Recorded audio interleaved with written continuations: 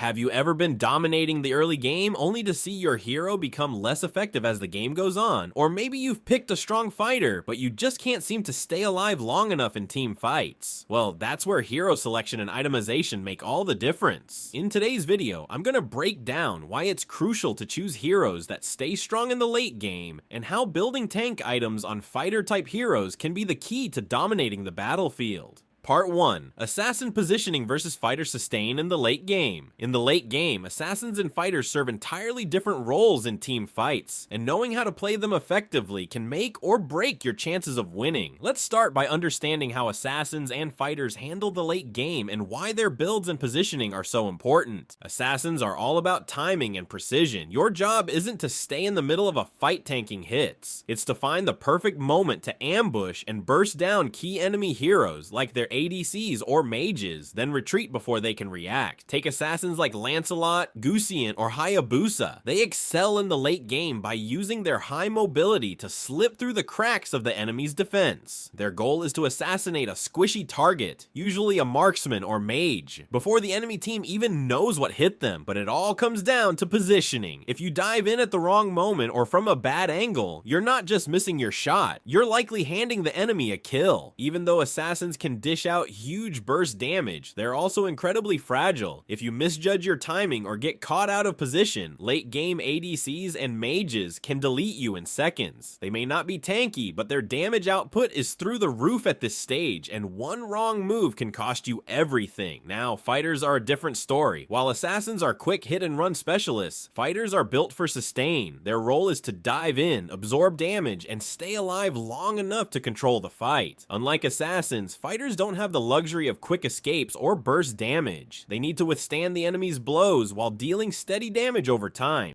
Fighters like Tamus or Yu Zhong need tank items to survive in the late game. Items like Immortality, Queen's Wings, or Athena's Shield allow them to stay in the fight longer, soaking up damage for their team. Without these defensive items, even the most aggressive fighter will be shredded before they can make a real impact. The key difference here is that fighters are designed to endure and sustain in prolonged fights. They're not there to instantly burst down enemies like assassins. They're there to disrupt, control, and take hits so their team can follow up and secure kills. Assassins rely on mobility, timing, and positioning to burst down key targets and escape, while fighters need to build tank items to sustain longer, disrupt the enemy team, and create openings for their allies. This is the reason you can't win matches with full damage build in XP lanes.